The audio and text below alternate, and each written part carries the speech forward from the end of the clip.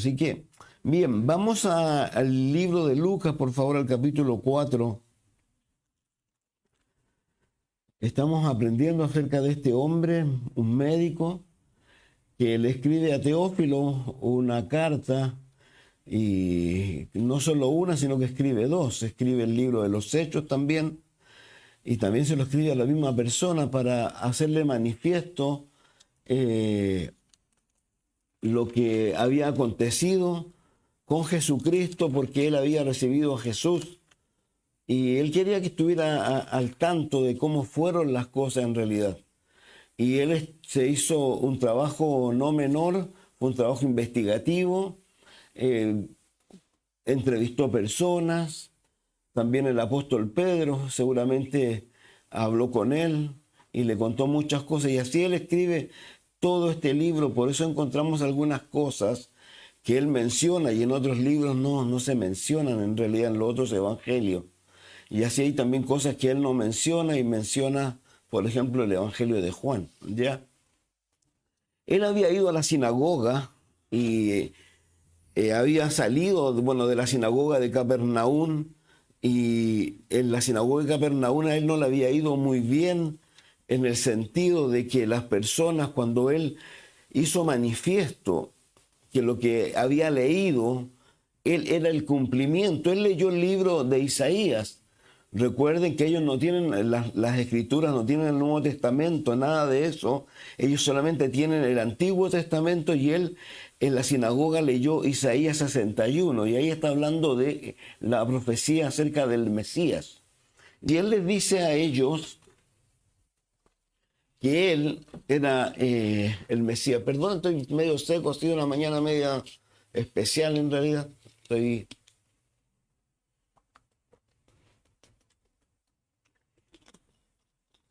Y les ha dicho a ellos que él es el Mesías, que eso que él ha leído se ha cumplido delante de ellos. Y lo decíamos la semana anterior, que ellos no dijeron nada aparentemente. Por eso él responde de la manera en que responde, haciéndole presentes a ellos que ellos iban a pensar o iban a decir: médico, cúrate a ti mismo, haz obras que has hecho en otros lados, en este lugar. Ya lo mencionamos también, la gente de Capernaum, donde él había vivido toda su vida, no creyó en él. Y no solo no creyó en él, sino que su familia no creyó en él. Sus hermanos, Santiago, por ejemplo, que escribe el libro de Santiago, que también se le dice Jacobo, ellos no creyeron en Jesús hasta que después que resucitó. La lista que da el apóstol Pablo cuando hablan de las personas a las cuales Jesús se le apareció, entre ellos está el hermano, el segundo, luego de Jesús. Jesús es el mayor, recuerden, y a él se le aparece, y él obviamente transmite a toda su familia lo que a él le tocó ver. Y ahí vemos luego a su familia en el libro de los Hechos, en el capítulo 1, que ya están ahí, no solo él, sino también sus hermanas. Y obviamente dijimos que él como por parte baja, esa familia era de 8 personas. Entonces, estos no creyeron. Entonces Jesús les cuenta a ellos la historia, que lo que había acontecido con Eliseo y con Elías, cómo Dios había usado a estas personas, pero a pesar de que en Jerusalén o en Israel habían necesidades, habían personas con lepra, habían personas con necesidad de alimentos. Recuerden que en la época de Elías, sobre todo, el cielo o la lluvia no estuvo durante 3 días presente, 3 años, perdón. Y esos 3 años, obviamente hubo una gran necesidad. Pero él, Elías, cuando va y surte, por llamarlo así, a un hogar, dice que no lo hace allí.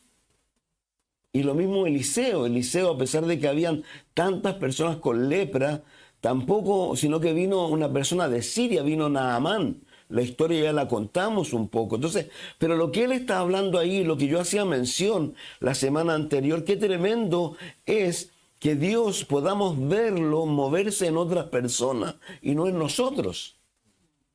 Porque eso es lo que Israel estaba viendo. Viendo a Dios actuar, ese Dios sobrenatural, ese Dios que hace cosas increíbles, pero no en ellos, sino lejos de ellos. ¿Por qué? Porque lamentablemente una de las características de Israel fue su incredulidad. Ellos fueron incrédulos. Si usted lee, por ejemplo, el sermón que hace Esteban en Hechos capítulo 7, es un sermón que a él le costó la vida.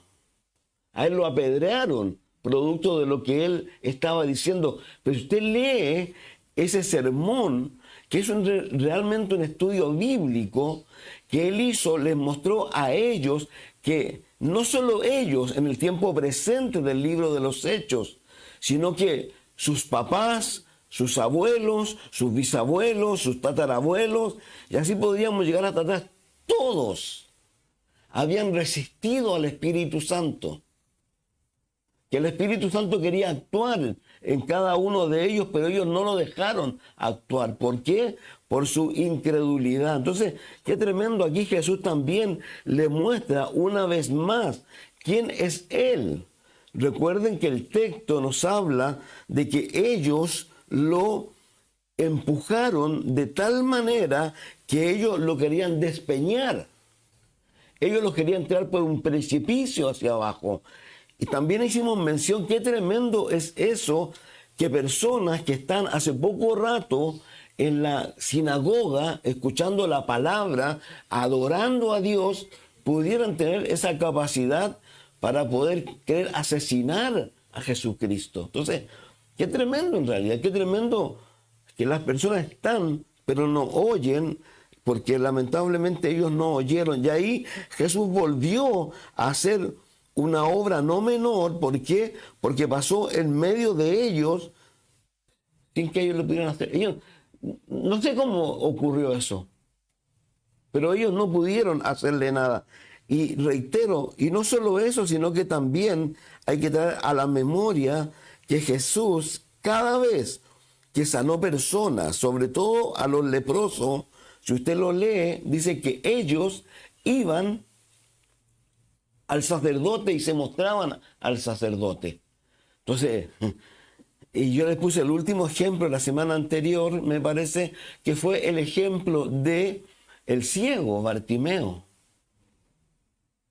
que los religiosos de su época, los encargados de la iglesia, los encargados de la obra, lamentablemente no creyeron y dudaron de lo que había pasado en este hombre, al punto que fueron a preguntarle a sus papás si él realmente era ciego. Y él les dijo a ellos, ¿saben? Yo no sé, porque acusaban a Jesús de pecador. Y él les dijo, yo no sé si es pecador. Lo único que yo sé es que yo era ciego y ahora veo. Entonces, ese era el grupo de personas. Ahora, algo interesante, cuando uno va un poco a la historia del fariseísmo, yo lo he dicho, Israel, todos sabemos la historia de Israel, cómo Israel, Dios lo lleva a Babilonia y antes ha castigado a las 12 tribus, a las 10 tribus, y las han mandado, los asirios se han hecho cargo de ellos y los han dispersado por el mundo. Y también han asesinado un montón de gente. Y luego pasan 100 años aproximadamente, a lo mejor un poco más. Jeremías tiene que hablarle a estas personas y Jeremías les tiene que decir a ellos lo que va a acontecer. Y eso ocurre, se lleva a cabo. Ezequiel en el capítulo 1 también les dice a ellos que lo que ellos están viviendo era lo que Dios había anunciado. Pero luego llega un cambio de gobierno porque los babilonios dejan de estar. Acuérdense de Daniel 5, de Belsasar, el nieto de Nabucodonosor, el cual se escribe en una pared y se le dice, ha sido pesado tu corazón y ha sido hallado falto y te será quitado el reino. Y esa misma noche entran los medo-persas. Y los medo-persas tienen una cualidad, ¿cuál era? Que hacían volver a la gente, no tenían la misma forma de actuar con los esclavos o los deportados que habían llegado hasta Babilonia. Así que le permitieron volver. Ahora, sí, con una salvedad, que si usted lee el libro de Esdras, Esdras le dice que esto no es una ocurrencia del gobierno. Ella le dice así, deja clarito. Esto es Dios hablando o haciendo a través de Ciro, pero es Dios. Por favor, no es el gobierno, es Dios. ¿Ya? Y ellos vuelven. Todos conocemos la historia, hemos hablado de ella en más de alguna ocasión. ¿Por qué? Porque a ellos les cuesta un mundo volver a edificar todo, producto primero de su desapego un poco con las cosas, dejan de tener el fervor, se van a construir sus casas. Dios levanta a Ageo y a Zacarías, luego a Esdras y a Nehemías. Pero algo interesante ocurre porque luego cambia el gobierno, para que ustedes vean dónde voy a ir a dar, y llegan los griegos, que es el tercer imperio, luego la cabeza de oro, los pechos de plata, llegan los griegos.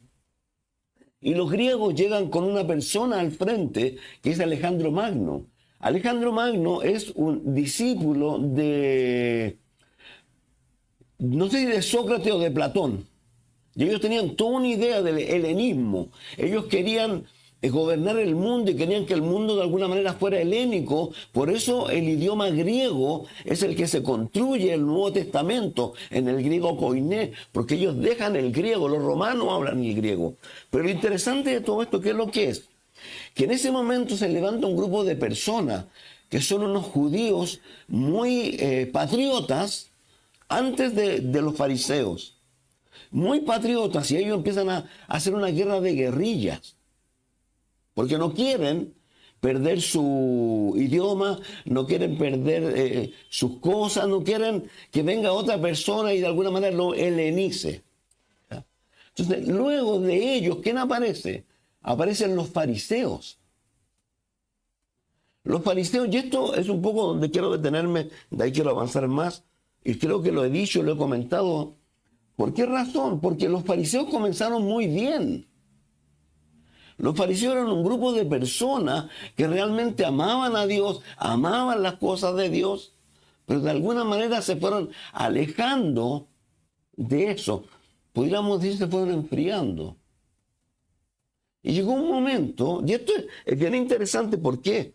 Porque en los textos que vamos a leer hoy día, a Jesús se le dice algo que es bien interesante. Voy a leerlo. Dice, descendió Jesús a Capernaum, Lucas 4:31. Ciudad de Galilea, y les enseñaba en los días de reposo y se admiraban de su doctrina porque su palabra era con autoridad. Estaba en la sinagoga un hombre que tenía un espíritu de demonio inmundo. Pero dice aquí que descendió Jesús a Capernaum, ciudad de Galilea, y les enseñaba en los días de reposo, se admiraban de su doctrina porque su palabra era con autoridad. Entonces, aquí yo me estoy adelantando un poco, porque aquí recién están apareciendo los fariseos. Aquí los fariseos recién empiezan a mostrar su corazón. Y su corazón lo empiezan a mostrar en una serie de cosas que ellos hacen. No solo esta, sino que Jesús sanó a mucha gente en sábado. Y ellos se oponían. Y Jesús tenía que enseñarles, ¿sabes qué? Tú en el sábado desatas tu animal, tú en el sábado. ¿Y por qué una persona no puede ser sanada? Entonces, los fariseos, ¿qué es lo que hacían? Que eran los que enseñaban, los sacerdotes. Ellos citaban a diversos hombres. Habían unos más famosos que otros. Habían dos columnas de personas que seguían a dos personas importantes. Entonces ellos constantemente, cuando decían algo, citaban a estas personas. Y esto es bien interesante, ¿por qué? Porque cuando uno ve hoy día, por ejemplo, todas las personas o los ministerios que defienden un poco el calvinismo.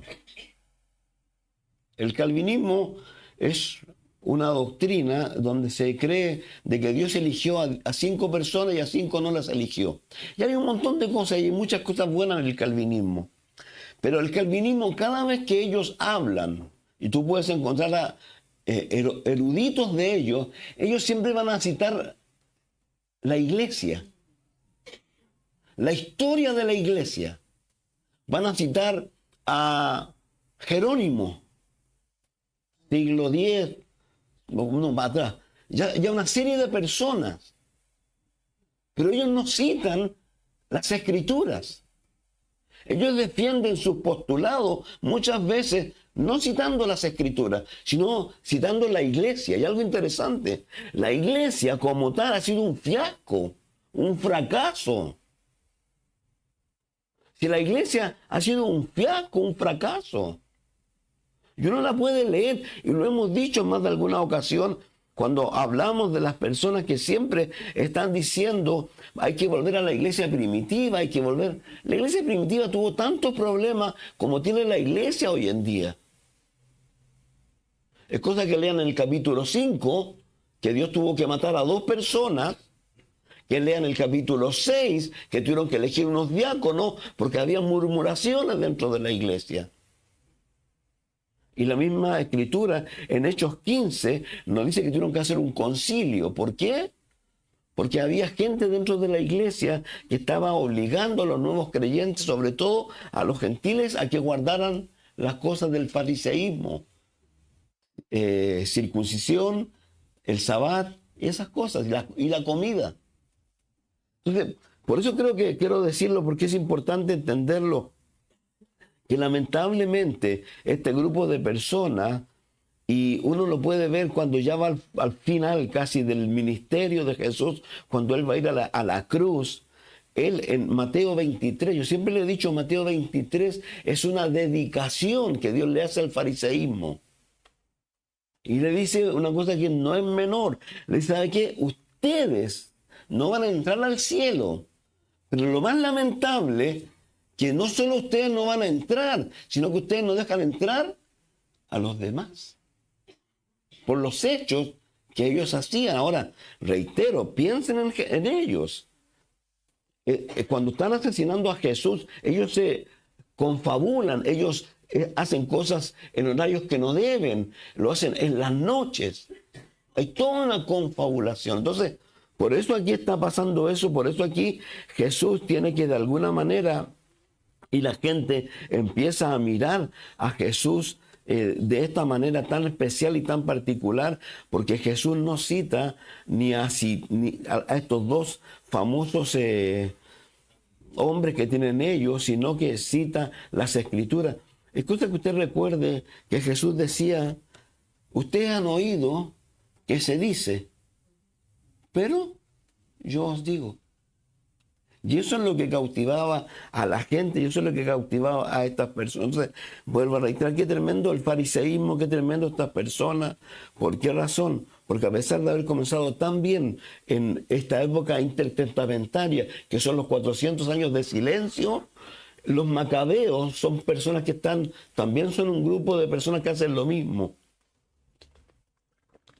Y terminan tan mal al punto que Jesús tiene que llorar. En Mateo 23, versos 37 al 39, y le dice, ojalá hubiesen conocido el día de tu visitación, pero no me verán hasta que digan, bendito el que viene en el nombre de Dios. Significa que ellos tuvieron la oportunidad en la época de Jesús de haber hecho el trabajo que Dios le había encomendado a ellos, que era anunciarle al mundo al Mesías. Pero eso se lo comisionó Dios a la iglesia. Va a volver a trabajar con Israel luego que la iglesia se vaya. Pero qué tremendo, vuelvo a reiterar. Y simplemente por un grupo de personas que hicieron mucho daño a el pueblo de Israel. Piensen en algo tan sencillo, por favor. Jesús el día domingo de Ramos entra y la mayoría de la gente empieza a alabarlo y a decir un montón de cosas buenas de él. Y ese mismo grupo de personas, luego, el viernes, cuando están crucificando a Jesucristo, cuando Pilato lo quiere liberar, los fariseos que están entre medio de la gente, los sacerdotes se encargan y contratan gente, ¿Cierto? ¿Sabe qué? Es como, a lo mejor no le va a gustar a algunos, yo no sé si es verdad, pero dicen que en las protestas, de repente veían a uno salir de las protestas y que se subía al carro a carabineros. Decían que eran personas que estaban en... No lo sé yo, pero aquí pasaba eso. Entonces, ¿qué empezaron a decir? Cuando Pilato le quería liberar y quería soltar a quién? A Barrabás. Y ellos empezaron a gritar, a asustar a la gente. Entonces, qué tremendo que la misma gente, teniendo la capacidad, a lo mejor de discernir, no lo hacían y se dejaban mover. Quiero decir algo sencillo con esto. Acuérdense de lo que Pablo enseña con respecto a la iglesia de Berea y la iglesia de Tesalónica. La iglesia de Berea dice que era más noble que la de Tesalónica. ¿Por qué? Porque escudriñaba la escritura cada día para ver si las cosas eran así. Usted tiene la obligación de lo que yo enseño, pasarlo por el filtro de la escritura. Lo que usted tiene que vivir, o lo que usted vive, o lo que usted sabe, tiene que pasarlo por el filtro de la escritura. No puede actuar de otra manera. Entonces, aquí Jesús está hablando a estas personas, entonces dice, descendió, estaba más arriba, a Capernaum. Él era su lugar de reunión, de ahí como partía hacia allá. Se cree que era la casa de Pedro. Más abajo se nos muestra que él... vean el versículo 30, por favor, al tiro. 4:30 o 38 ya. 38. Entonces Jesús se levantó y salió de la sinagoga y entró en casa de Simón. La suegra de Simón tenía una gran fiebre. Entonces se cree que él había tomado la casa de Simón como su lugar en donde él salía luego y volvía a ese lugar a descansar o todo lo que pudiera hacer. Entonces él se aleja de allí, se va a Capernaum, se va a la casa de Pedro. Y como nos dice aquí, se va a la sinagoga, lo dijimos, qué tremendo. Jesús desde los 12 años hasta los 30, según nos dice el capítulo anterior, los versículos anteriores, iba a la sinagoga todos los sábados. Aquí él ya también estaba yendo, lo invitaban a ir. Y a veces él iba y ministraba en los lugares allí. Dice el verso, déjenme volver.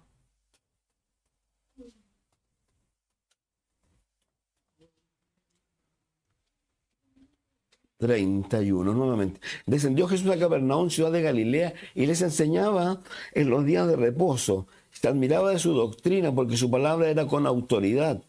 Ya lo dijimos el porqué. Estaba en la sinagoga un hombre que tenía un espíritu de demonio inmundo, el cual exclamó a gran voz diciendo, déjanos, que tienes con nosotros Jesús, Nazareno. Has venido para destruirnos, yo te conozco quién eres, el santo de Dios. Y Jesús le reprendió diciendo, cállate y sal de él. Entonces el demonio, derribándole en medio de ellos, salió de él y no le hizo daño alguno. Y estaban todos maravillados, ya hablaban unos a otros diciendo, ¿qué palabra es esta? Que con autoridad y poder manda a los espíritus inmundos y salen, y su fama se difundía por todos los lugares de los contornos.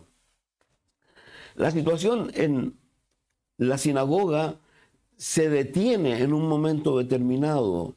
Están realizándose los cánticos, está pasando todo, pero algo sucede allí. ¿Y qué es lo que ocurre? Que este hombre, pero no él, sino el demonio que está en él, empieza a meter bulla. Dicen algunos eruditos que lo que ocurre aquí, porque voy a leer nuevamente, dice, estaba en la sinagoga un hombre que tenía un espíritu de demonio, el cual exclamaba a gran voz diciendo, déjanos, que tienes con nosotros Jesús. Dicen algunos eruditos que realmente lo que ocurre aquí es que el demonio se comienza a reír de las palabras de Jesús. Eso es lo que hace originalmente. Ahora, algo interesante aquí. Ocurre que este hombre, vuelvo a reiterar, rompe la actividad normal que hay aquí. Obviamente los demonios siempre van a hacer eso. Una persona endemoniada va a hacer eso ya. Está en medio. Ahora, lo tremendo de todo esto, vuelvo a reiterar, este hombre no era él, sino el demonio, el invitado que tenía en su interior. Ahora, lo tremendo de este demonio es que este demonio habló. Ahora, en la Escritura vamos a encontrar muchas veces que los demonios hablan. Hay un momento en donde Jesús tiene que sacar a un demonio, no uno, sino a los demonios del Gadareno. ¿Se acuerdan de ese que estaba lleno de amarra y que se soltaba y la gente estaba asustadísima con él? Jesús habló con él y le preguntó, ¿cómo te llamas? ¿Qué le dijo él? Legión. ¿Por qué? Porque eran muchos, muchos, muchos. Ahora, algo muy tremendo y también digno de decir, quiero detenerme un poquito aquí, los demonios buscan cuerpos que habitar. A mí me sorprende mucho, hay un texto, voy a leer dos textos, pero hay un texto en particular en donde un demonio dice que hace una reflexión. Dice que él ha sido sacado de un lugar y ese lugar ha quedado vacío. No hay una explicación. Muchas personas explican esto de que hay personas que algo sucede en ellos, pueden ser lavados, limpiados, pero aparentemente no dejan entrar a Jesús, o no sé yo lo que puede acontecer. Pero lo tremendo de esto, y quiero mencionarlo un poco tomando el ejemplo de los fariseos, que pudiendo haber comenzado tan bien, terminaron tan mal. La Biblia siempre dice cosas como nos habla siempre acerca de que la necesidad de empezar bien y terminar bien, ¿ya? Entonces, qué tremendo, porque este demonio lo que dice, que va a volver, y que no va a volver solo, sino que va a volver ¿con qué? Con 7 demonios más. Entonces, qué tremendo es eso. Qué tremendo que personas que a lo mejor pudiendo haber vivido una vida, ¿no es cierto?, sin estos invitados en su interior, lamentablemente estos invitados salen de ellos, son sacados de ellos, pero luego vuelven a reiterar con esta tremenda, con 7 demonios más, los cuales van a hacer de estas personas algo tremendo. Ahora, los demonios, vuelvo a reiterar, buscan cuerpos que habitar. Quiero que vayamos a Mateo 12, 43 al 45.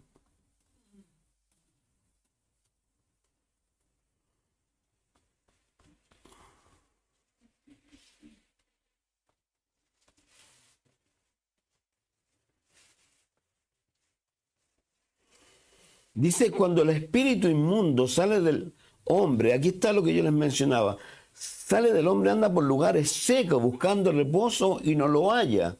Entonces dice, volveré a mi casa de donde salí. Cuando llega la halla desocupada, barrida y adornada. Entonces va y toma consigo otros 7 espíritus peores que él, y entrado moran allí. Y el posterior estado de aquel hombre viene a ser peor que el primero. Así también acontecerá a esta mala generación. Yo no sé, digamos, es bien especial el caso que hay aquí, pero qué tremendo es esto. Ahora, la Escritura hace menciona algunas cosas con respecto a hombres, un hombre en particular en Primera de Corintios y después en Segunda de Corintios, que cuando el apóstol Pablo tiene que tomar una determinación, dice el tal sea entregado a Satanás. No sé si será el caso. Pero ¿cuál es la situación de esa persona especial que estoy hablando yo?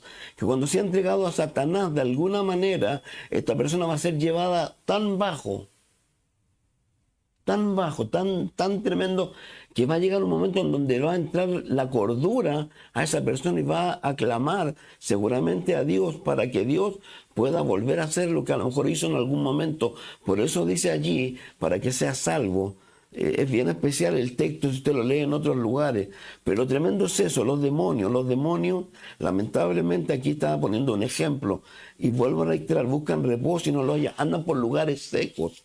Por eso los demonios siempre estaban, ¿saben dónde? En el desierto. Le encantan los lugares secos, pero a ellos no les gusta si quieren andar en otros lugares. En Lucas 8, 26, por favor, al 39,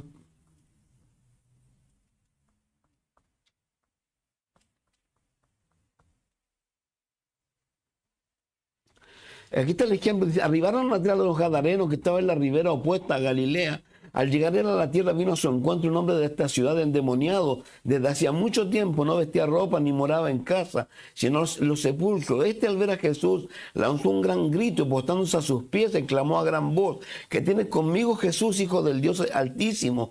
Te ruego que no me atormente, porque mandaba el espíritu inmundo que saliese del hombre, pues hacía mucho tiempo que se había apoderado de él y le ataban con cadenas y grillos, pero rompiendo las cadenas era impedido por el demonio era impelido por el demonio a los desiertos, y le preguntó diciendo: ¿cómo te llamas? Y él dijo: Legión, porque muchos demonios habían entrado en él, y le rogaba que no le mandase ir al abismo. Había allí un hato de muchos cerdos que pasían en el monte, y le rogaba que le dejase entrar en ellos, y le dio permiso, y los demonios salidos del hombre entraron en los cerdos, y el hato se precipitó por un despeñadero al lago y se ahogó. Y los que apacentaban los cerdos, cuando vieron lo que había acontecido, huyeron y dieron aviso en la ciudad. Aquí hay varias cosas que son bien interesantes. Primero, también el demonio del libro de Lucas 4, también le pregunta a Jesús, le dice: ¿has venido a atormentarnos o vienes antes de tiempo? Vamos a buscar ese texto. Pero aquí le dice: ¿qué tienes conmigo, Jesús Altísimo? Te ruego que no me atormente, porque mandaba el espíritu inmundo que saliese del hombre, pues hacía mucho tiempo que había apoderado de él. Le ataba con cadena. Y le preguntó Jesús, el 30, ¿cómo te llamas? Legión, porque muchos demonios habían entrado en él. Y le rogaban que no le mandase ir al abismo. Quiero irme deteniendo en algunas de estas cosas. Ustedes saben, y yo lo hemos mencionado, que... y voy a decir otra cosa antes de que se me pase. Lo dije el miércoles. Hay un teólogo alemán, lamentablemente, que tuvo mucho impacto en mucha gente. Todavía algunos lo leen.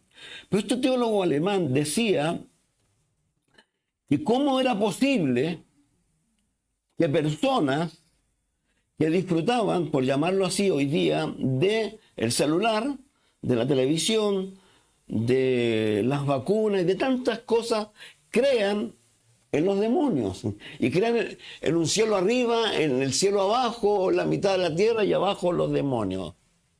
Ahora, la Biblia, cuando usted la lee, el Nuevo Testamento, habla más de demonios que del cielo.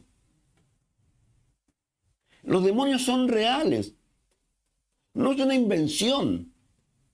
Y esto es tan tremendo. ¿Por qué razón? Porque hay un hombre que dice que estaba en un seminario, y el seminario es de otro lado, y les pregunta a ellos: ¿creen en demonios? Y la gran mayoría dice no. El 80% dice no. Y el 20% dice sí.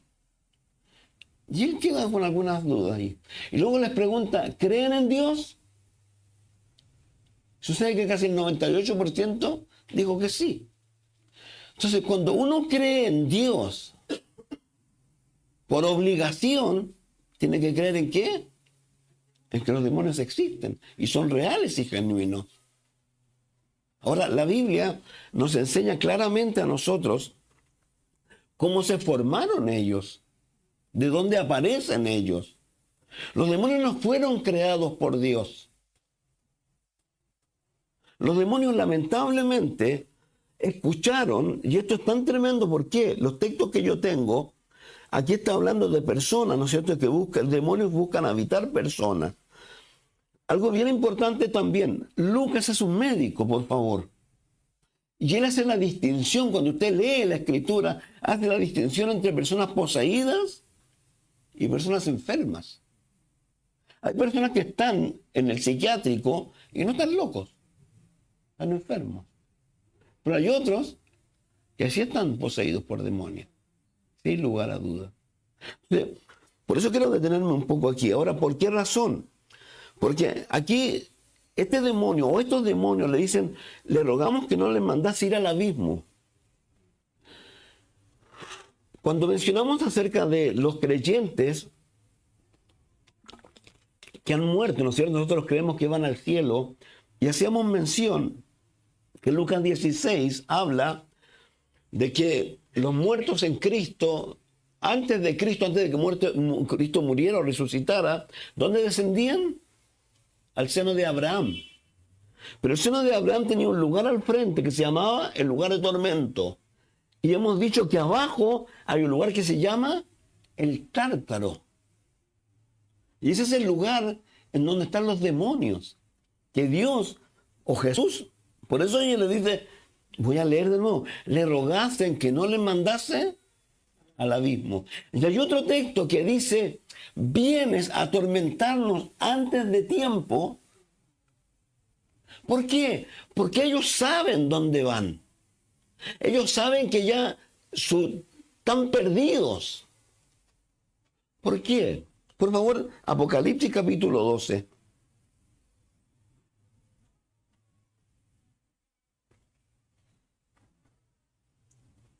Dice, apareció en el cielo una gran señal, una mujer vestida del sol, con la luna debajo de sus pies, sobre su cabeza una corona de 12 estrellas, y estando encinta clamaba con dolores de parto en la angustia del alumbramiento. También apareció otra señal en el cielo, un dragón escarlata que tenía 7 cabezas, 10 cuernos, y en su cabeza 7 diademas, y su cola arrastraba la tercera parte de las estrellas del cielo. Yo les invito para que lo hagan y estudien esta semana. Busquen un comentario, busquen una inteligencia artificial o googleen esto, busquen estrellas del cielo y pongan Biblia. Cuando uno lee el libro de Job, cuando dice que Dios creó este mundo, dice que las estrellas le alababan. Las estrellas son los ángeles o los hijos de Dios. Cuando estos hijos de Dios o cuando estos ángeles se convirtieron en demonios. Cuando uno empieza a hacer alusión a algunas cosas que son importantes, en el libro de Ezequiel, en el capítulo 28, en Isaías 14, por favor, tenemos que recordar que ahí está el origen de Satanás. Anoten. La gente dice, ¿dónde apareció Satanás? Satanás se llamaba Lucifer, ángel de luz. Si esto es lo tremendo de todo esto, hoy día, y esto es tan tremendo, ¿saben por qué? Porque la gente mucha se ríe y piensa que Satanás es un ser con cachos rojo y con una cola. Pero ¿se sabe dónde aparece eso realmente? Eso aparece en una época en que la iglesia, en el buen tiempo de la iglesia, burlando de Satanás, lo presentó de esta manera. Pero la gente, la generación que siguió, creyó que Satanás era así. Satanás no es así. Satanás es tan tremendo, que dice la Biblia que se viste como ángel de luz. Y eso es lo tremendo de todo esto. Entonces, yo por eso quiero reiterarlo. ¿Por qué? Porque hay algo que tú tienes que tener en la cabeza y tienes que tener bien claro, y también nos hemos detenido en más de alguna ocasión, en todos los textos que hablan, Pedro dice que el diablo anda como león rugiente buscando a quien devorar. Él hoy día no está inactivo. El capítulo 6 del libro de los Efesios dice claramente que no tenemos lucha contra carne y sangre, sino principados, potestades, gobernadores de las tinieblas, huestes espirituales de maldad. Efesios capítulo 5, cuando Pablo habla, dice, no deis lugar al diablo. Entonces él no es un ser mitológico, es un ser que está vivo. Y es un ser que está trabajando. Y en su mente, lo único que él tiene con respecto a ti y a mí es sacarnos del camino. Él no tiene otro objetivo. Y cuando uno lee el libro de Job, capítulo 1 y capítulo 2, ¿se acuerdan? Yo lo he dicho muchas veces, que él le dijo a Dios, cuando habló de Job, no, pues si tú no tienes cuidado, él te sigue porque tú lo tratas bien. Pero déjame que yo lo toque. Déjame que yo le haga pasar cosas malas. Y vas a ver. ¿Qué es lo que dice? ¿cómo va a blasfemar de ti? Si la gente no se da cuenta, cuando muchas veces han reaccionado de forma equivocada, lo hemos dicho, lo reiteramos, cuando Dios te prueba,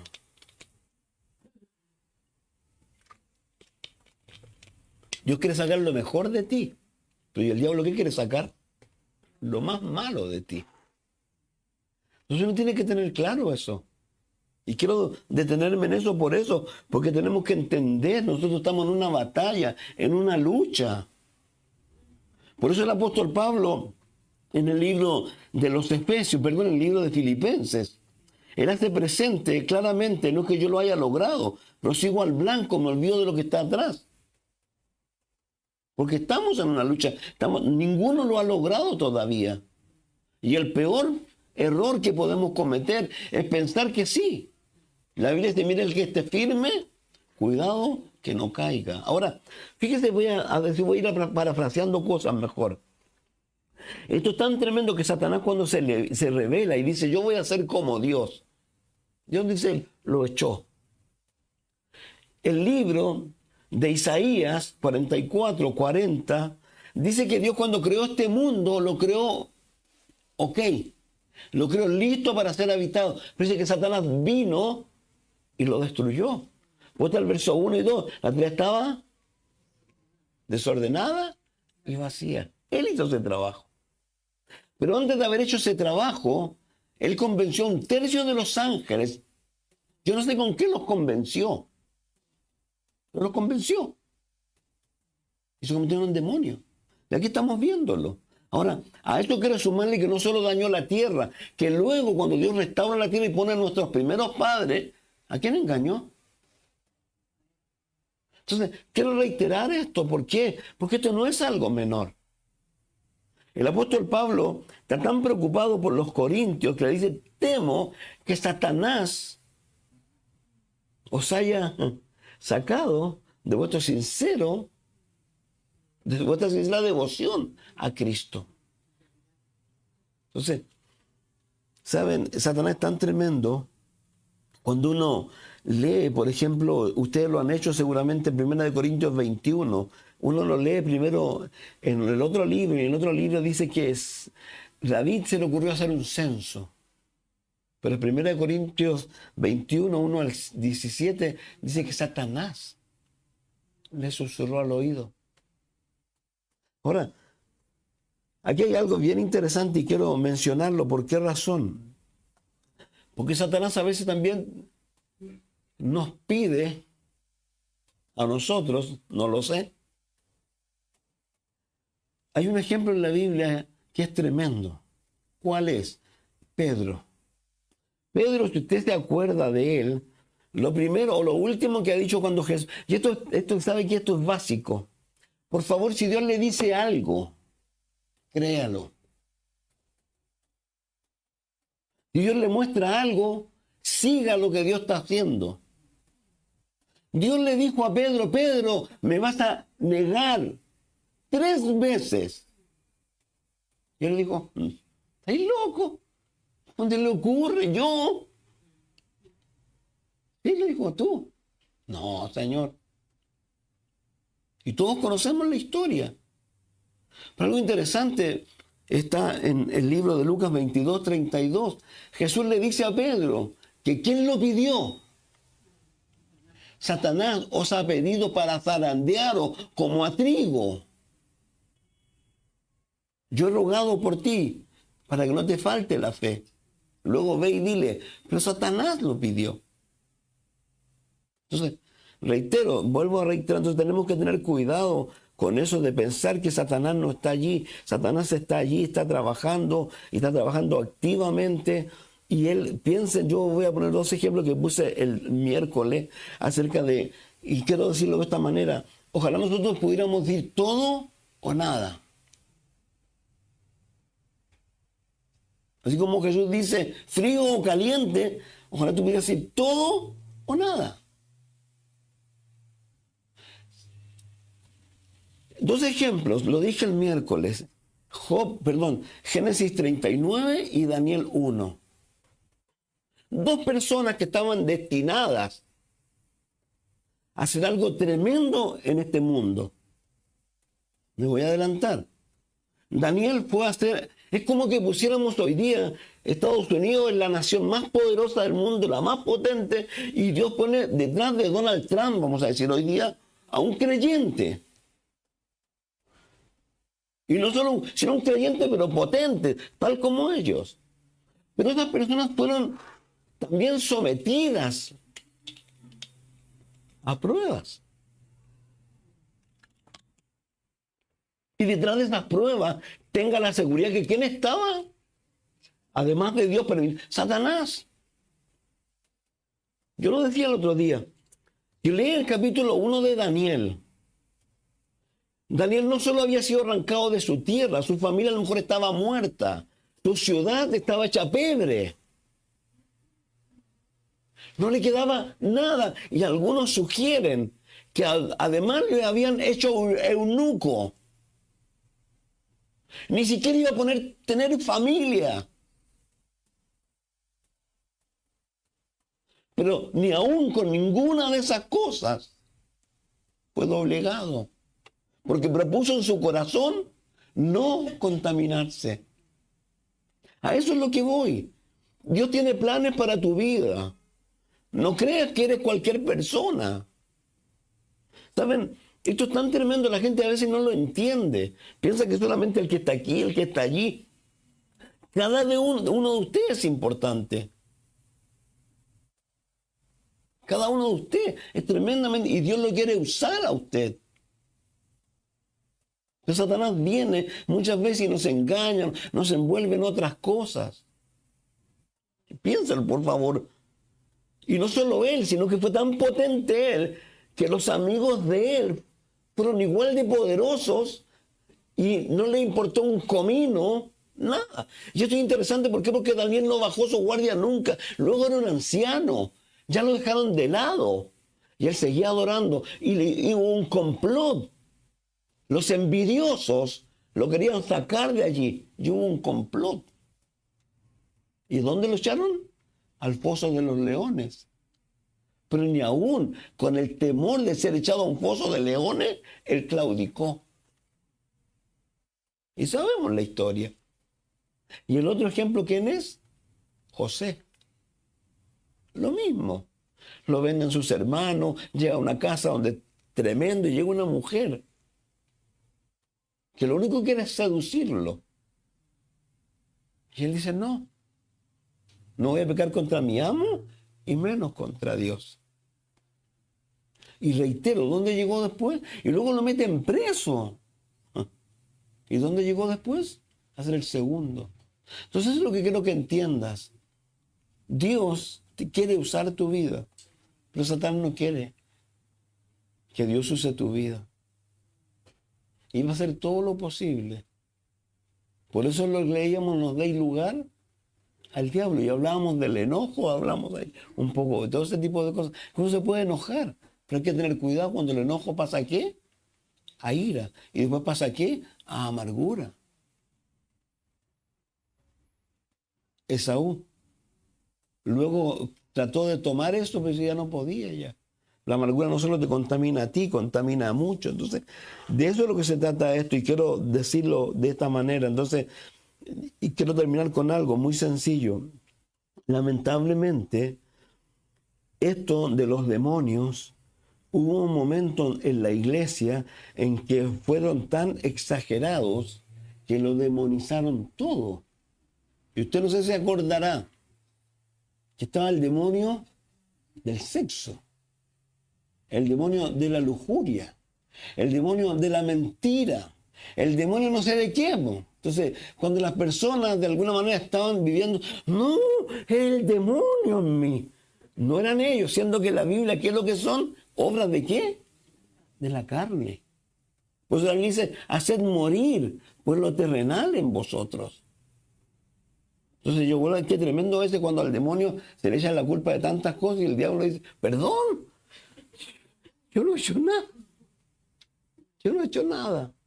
Pero sin lugar a duda, Él está detrás de cada uno de nosotros. Entonces yo te quiero animar con respecto a esto. Ahora, algo interesante. El demonio, ¿qué es lo que dijo aquí? ha venido a destruirnos, dice, a atormentarnos antes de tiempo. Ellos saben su destino. Ellos saben. Ahora, algo muy sencillo. Quiero leer Hebreos 2:14.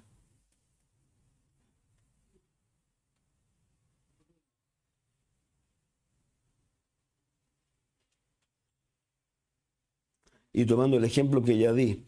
Y así que por cuanto los hijos participaron de carne y sangre, él también participó de lo mismo para destruir por medio de la muerte al que tenía el imperio de la muerte, este es al diablo, y librar a todos los que por el temor de la muerte estaban durante toda la vida sujetos a servidumbre, porque ciertamente no socorrió a los ángeles, sino a la descendencia de Abraham, por lo cual debía ser en todo semejante a sus hermanos. Pero lo interesante, donde quiero detenerme, destruir por medio de la muerte al que tenía el imperio de la muerte. ¿Usted ha leído o ha escuchado lo que dice? El texto lo dice, que la gente dice, comamos, bebamos, que mañana.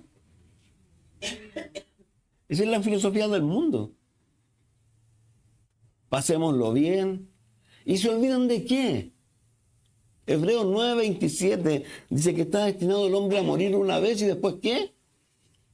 Juicio. Los demonios ya saben, no tienen vuelta, pero las personas sin lugar a dudas, sí. ¿Y qué es lo importante de todo esto? Y es tan tremendo porque a veces no nos damos cuenta de que estamos haciendo con nuestra vida no lo que Dios quiere. No estamos haciendo con nuestra vida lo que hizo Marta. Marta pensaba que lo estaba haciendo bien. Y él le dice, afanado o afanada y turbada estás. Tu hermana ha elegido la buena parte. El libro de Eclesiastés es un libro muy sencillo.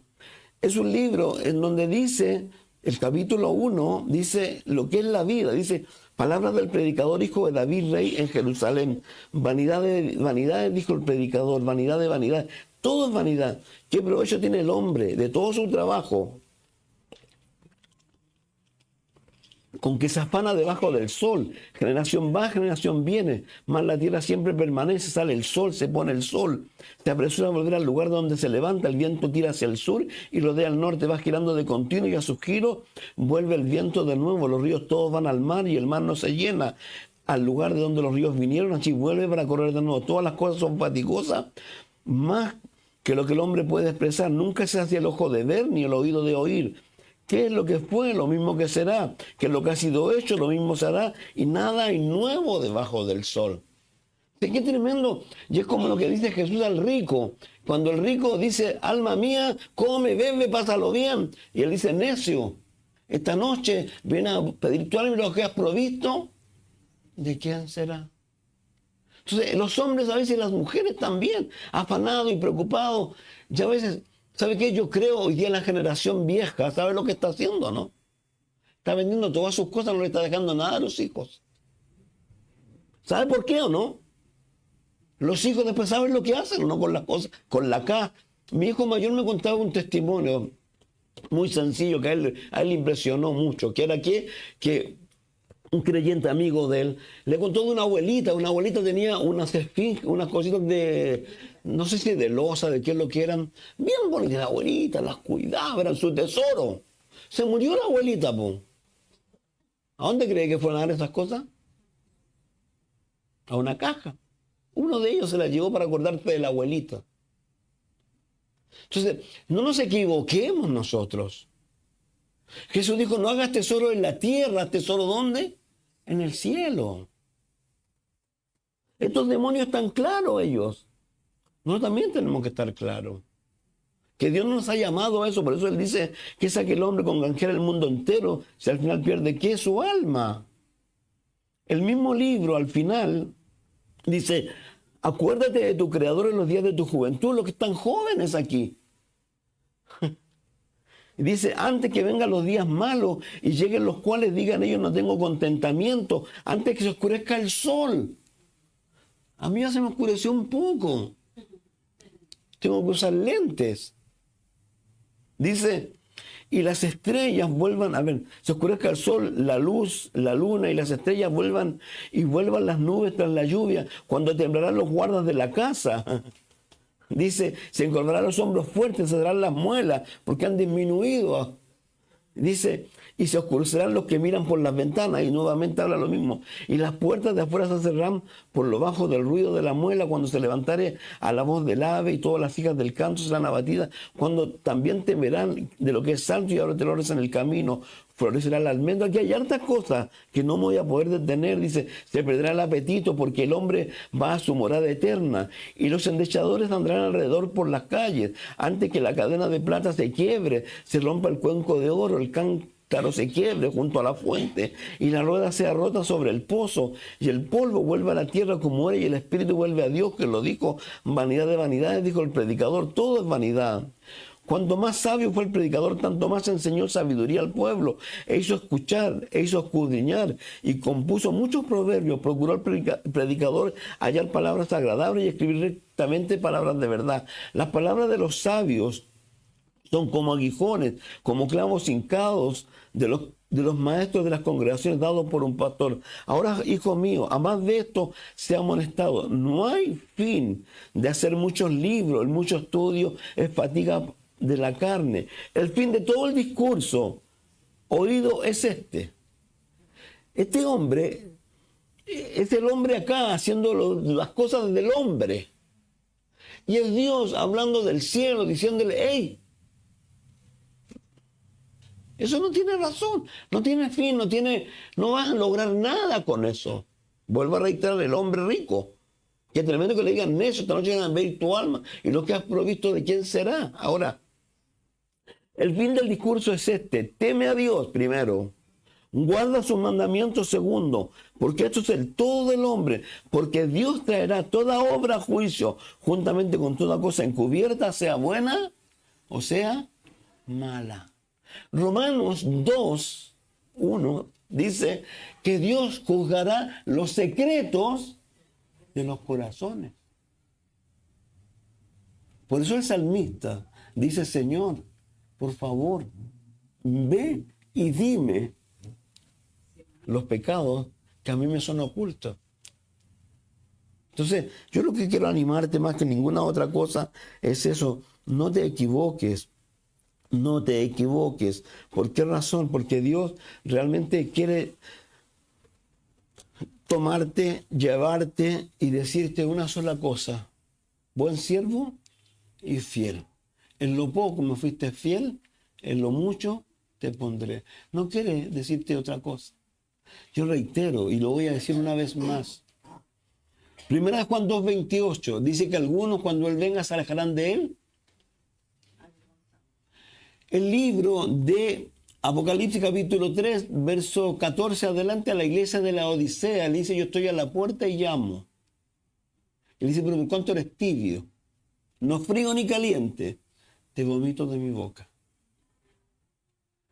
Jesús en Mateo 7 dijo, en Mateo 25 habló acerca de la parábola de las 10 vírgenes, 5 sensatas y 5 insensatas. Y en Mateo 7 habla de un grupo de personas, y entre ellos muchos pastores, que le dijeron, primero le golpearon la puerta, y le dijeron, Señor, Señor, ábrenos.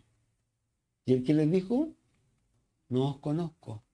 Y ellos dijeron, Señor, pero hicimos esto y esto. No os conozco. Esa es la verdad, eso es el futuro. La iglesia de Cristo es invisible. ¿Sabe? Yo creo que una de las cosas que uno debe hacer, y que uno hizo mucho cuando conoció a Jesús, yo no sé si tú lo hiciste. ¿Sabe cuántas veces recibí a Jesús o no? Porque no sabía si había recibido, no estaba seguro. Me gusta lo que la Escritura enseña. Vuelvo a reiterar cuando dice que el que esté firme, cuidado que no caiga. Dios lo que más quiere. Por eso dice, examinaos a vosotros mismos, probaos a vosotros mismos. Tú sabes dónde estás parado en tu relación con Dios. Qué tan íntima es tu relación con Dios. Y vuelvo a reiterar, por favor, si esto es para mí y lo simplifico, yo lo simplifico mucho siempre. A lo mejor estoy pecando con esto. Pero siempre digo lo mismo, todo lo que haga, dice Pablo a los colosenses, ¿hacerlo para quién? Pero todo. Es algo muy interesante, ¿sabe qué? Cuando el Señor le enseña a los discípulos a orar, para que entendamos un poco, le dice, cuando ellos lo único que le preguntan, la única cosa que hicieron de un posgrado, y le preguntó, Señor, enséñanos a orar porque lo vayan a orar a Él. Y ellos decían, entre su oración y la nuestra hay un abismo de diferencia. Y Él le enseñó el Padre Nuestro. Pero no es que el Padre Nuestro, sino que el Padre Nuestro es lo que significa. Y esto es lo que quiero terminar con esto. ¿Sabe qué es lo que es? Tú tienes que tener muy claro quién eres tú y quién es Él. ¿Tú quién eres? Dice la Biblia que eres ¿qué? Polvo. El Señor le dijo a Jacob, ¿se acuerdan lo que le dijo? A lo mejor alguno se va a ofender. Dijo, oh gusano de Jacob. Nosotros no somos nada. Por favor, Él es increado, Él es potente.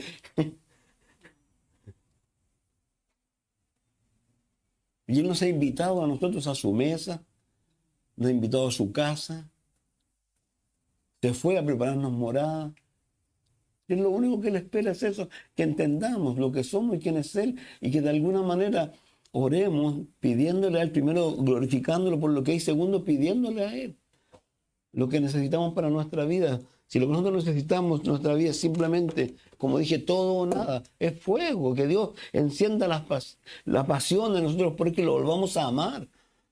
¿Sabe? El mejor ejemplo que podemos poner de esto son los futbolistas o los adictos al fútbol. ¿Lo han visto esos que son fanáticos? Hay una tremenda diferencia entre muchos fanáticos de eso y nosotros, que deberíamos ser más fanáticos que ellos por Cristo Jesús. Yo te invito a eso. Te invito a eso, a que tú profundices en tu vida con Cristo y ores para que Dios te bautice con su Espíritu Santo. Y si tú no has sido bautizado con su Espíritu Santo y no tienes la seguridad, que tú se lo digas a Él en tu casa, te arrincones en algún lugar. Yo siempre lo he dicho, Dios no se enoja cuando tú hablas con Él y cuando tú le dices, a lo mejor, Señor, creo que eres injusto. ¿Tienes la seguridad que Él te va a decir, sí, soy injusto? Ven. Y te va a empezar a hablar. Y tú vas a empezar a... Igual que Job. Job le dijo, ¿dónde estabas tú cuando yo creé esto? Y Job dijo, Job. Entonces yo los invito a eso, por favor. Dios tiene cosas buenas para nosotros. Y lo único que espera de nosotros es eso, que le escuchemos. Y como Él dijo, mis ovejas oyen mi voz y me siguen. Nada más. Entonces, si nunca has sido bautizado en su Espíritu Santo, dile que te bautice. A lo mejor vas a hablar lengua, no lo sé. A lo mejor vas a sentir fuego, como Jeremías. Jeremías decía, ¿sabes qué, Dios? No voy a hablar más de ti, pero no puedo, porque los huesos están calientes, arden. De eso se trata esto, a eso nos ha invitado Dios. Y por favor, como él mismo dijo, no dejemos al Señor fuente de agua viva y cavemos cisternas rotas. Tenemos que tener una dependencia de Dios. Como dijo Zacarías, no es con espada, no es con ejército. ¿Con qué lo que es? Con mi espíritu. Orar, orar, orar, leer, adorarlo y rogarle a Él que venga sobre nosotros y haga con nosotros lo que Él estime conveniente. ¿Por qué? Porque Él quiere usarnos. Entonces, Padre, gracias por darnos este tiempo, gracias por los misceláneos del día de hoy también, Señor. Yo ruego tu misericordia, Dios, tu favor, y te pido que nos bautices con tu Espíritu Santo, Señor. Yo te ruego por los que nunca han experimentado eso, Señor. Yo te ruego que tú los llenes y los bautices, Señor. Yo te ruego por todos aquellos que son evangelistas, Señor, y que constantemente están predicando para que ellos, como dice el apóstol Pablo a Timoteo, ellos enciendan ese don que le has puesto, Señor. Yo te ruego, Dios, en esta hora. Te ruego por nosotros como iglesia para que nos guardes, nos cuides, Señor. Tengas piedad de nosotros, Señor. Te pedimos esto, Dios, te lo rogamos, te lo agradecemos en Jesús, Señor. Amén. Vamos a servir la cena. Vamos a pedirle a Abraham y a ellos dos que sirvan la cena.